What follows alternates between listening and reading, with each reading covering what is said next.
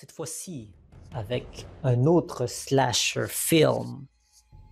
Cette fois-ci, nous avons Halloween de 1978, réalisé par John Carpenter, qui est à mon sens un des meilleurs réalisateurs de films d'horreur de tous les temps. Surtout, c'était les années 70 et 80. Ces années cultes. En tant que réalisateur, il faisait lui-même ses musiques dans ses films. Il est un homme à tout faire. Le titre français, c'est La Nuit des Masques. Bon, je préfère Halloween comme titre original. Petit fait intéressant, ce film est le premier film d'horreur que j'ai vu de ma vie. À l'âge de 18 ans, j'ai pas pu avoir la capacité de voir des films d'horreur dans le temps. Avant, mes parents détestaient ce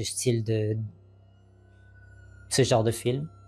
Et j'avais pas le droit d'en regarder. Quand j'ai atteint l'âge de 18 ans, je pouvais faire un peu ce que je voulais. Et c'est le premier film que j'ai daigné voir. Pourquoi? Ben, je me suis dit, c'est dans le titre, c'est Halloween, il y a un couteau dans l'image, bon, c'est assez clair.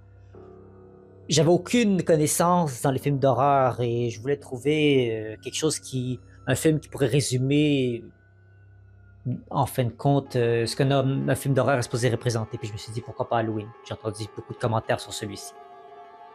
C'est là que j'ai commencé à regarder et à 18 ans, on s'entend que c'est pas le même type de peur que quand tu étais jeune adolescent ou jeune enfant. Mais quand même, il y avait des frayeurs qui sont octroyées lorsque j'ai vu ce film. Ce qui me mène au premier critère. Est-ce que le film a réussi à m'effrayer? Je suis toujours généreux pour le premier film d'un genre que j'écoute. Ça m'a pas tant effrayé, mais il y avait des moments où j'ai trouvé que c'était ingénieux, la manière dont les plans de caméra faisaient, la musique, la tension se déroulait. Peur immédiate, oui, il y avait des petits jumpscares, 3-4 peut-être dans tout le film. Peur progressive, il y avait comme j'ai dit la tension, donc c'est présent. Peur opportuniste, pas vraiment. C'est un film vraiment dans les premiers slasher films qu'il y a eu à l'époque, donc il n'est pas vraiment arrivé encore dans l'opportunité. C'était le premier d'une série avec Jamie Lee Curtis qui va la suivre pendant des décennies. Ce fameux Michael qui la lâche pas d'un morceau. Peur qui te suit pour longtemps, pas vraiment. Les gens s'imaginent plutôt après. Le premier film après avoir sorti du salle de cinéma, je pense que les gens s'imaginent waouh, c'est effrayant quand même comme film qui avait la peur de leur vie. Après, quand d'autres films d'Halloween sont arrivés, les gens devaient probablement se dire ah, c'est quand le prochain film? C'est que ça qu'ils ont en tête après qu'ils sortent de la salle de cinéma, je pense. C'est pas tant ah, j'ai eu peur, ça me suivra tout le long. C'est plus quand le prochain sortira. Peur de sagesse, c'est pas vraiment de peur de sagesse, juste faites attention à l'Halloween. Il n'y a pas des déguisements qui pourraient être très très suspects et qui pourraient créer des problèmes. Car c'est déjà été le cas dans le passé avec certains événements de costumes qui ont été dangereux pour la société. Je mets ceci alors 1 sur 2 pour le premier critère. Deuxième critère, l'histoire se tenait-elle? Crédibilité et cohérence? Bah oui, ça c'est clair. En 1963, un jeune Michael Myers a tué sa sœur. Et là, il revient 15 ans plus tard d'un hôpital psychiatrique, il ressort et décide de recommencer. Et il s'en prend à la pauvre Sarah, c'est ça?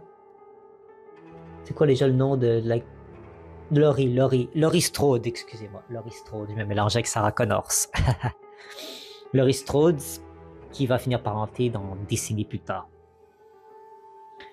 Crédibilité, voilà, 1 sur 2 aussi. Troisième critère, un aspect du film ressortir plus qu'un autre, bien le costume, qui, by the way, fait intéressant. Le costume de Michael Myers, c'est sont basés sur évidemment la vie de Edmund Kemper, le tueur en série, avec la manière dont s'habiller, puis sa taille, tout ça.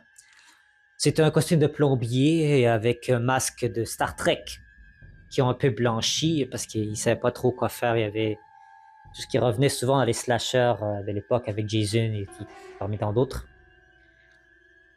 Donc c'est un masque de Star Trek Michael Myers qui est un peu blanchi pour le rendre un peu plus menaçant et tout ça. Ça c'était réussi le costume. Puis le costume se modifie en fonction des années, mais je parle évidemment de ce premier film. Bien réussi, je trouve. Bravo.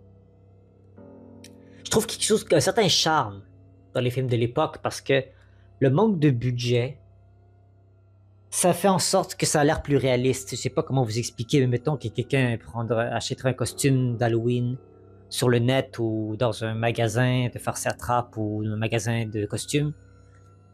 Ça n'aura pas nécessairement l'air tout le temps professionnel. C'est son but, c'est de faire une journée à l'Halloween. Voilà, il va pas dépenser des millions et des millions de dollars là-dessus. On s'entend. Donc, il y a un côté réaliste dans ça. Après, voilà, c'est un côté surnaturel qui ont augmenté. Il sort des marais. Il y a un masque découpé à moitié, tout pourri. Il essaie de rendre ça un peu plus différent. Ce que je comprends et j'apprécie. Mais il y avait un charme dès les premiers films d'installation de slasher qui avait l'air de ça peut être n'importe quel fou maniaque qui a mis les mains sur un costume et qui l'enfourche et qui l'utilise pour faire ses faits sadiques. Donc, je trouve que c'était bien réussi, ça. Je mets 2 sur 2 là-dessus. C'est tellement iconique, Michael Myers, la chanson thème, aussi une des meilleures chansons d'horreur que j'ai entendues de films d'horreur. Quatrième critère, suis-je d'accord avec le note donné sur IMDb? Sur IMDb, on lui donne une bonne note, meilleure que le film de Freddy que j'ai mis tantôt.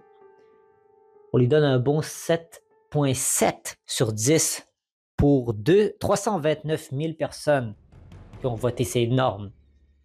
Et ça donne une très très bonne note. Je suis d'accord avec ça. Pour vrai, la note est très très très juste. Donc 2 sur 2. Cinquième critère, je vais le revoir de nouveau. Mais c'est un classique. Quand c'est rendu que c'est un classique et c'est la nostalgie même. Bizarrement, pour un film d'horreur, qu'on appelle ça de la nostalgie. Mais oui. Parce que même si c'est un film qui fait peur, il y a quand même un aspect nostalgique dans le fait de le revoir. C'est définitivement un des must-see. Si tu es fan d'horreur, tu dois le voir, le premier classique Halloween, le premier classique. Donc c'est clair que je vais le revoir. C'est une évidence. Donc 2 sur 2. J'ai oublié de faire la note pour Freddy Krueger dans le dernier épisode, c'est pas grave. C'est à peu près la même note que je lui donnerais à peu près un 7 sur 10. Et on se retrouve très bientôt pour de futurs films d'horreur. Je sais pas si je vais en mettre une 3e vidéo ce soir pour essayer de vraiment rattraper le temps perdu, parce que j'ai un peu de temps libre aujourd'hui, c'est dimanche. Mais on verra. Dans tous les cas, restez à l'affût de nouveaux épisodes, de nouveaux films d'horreur, ça arrive. Et là, je suis dans les classiques, mais je pourrais aller dans d'autres pays et vous faire découvrir des films d'horreur que vous n'avez jamais vus. Donc, restez à l'affût. On se dit à très bientôt. Au revoir et santé avant tout.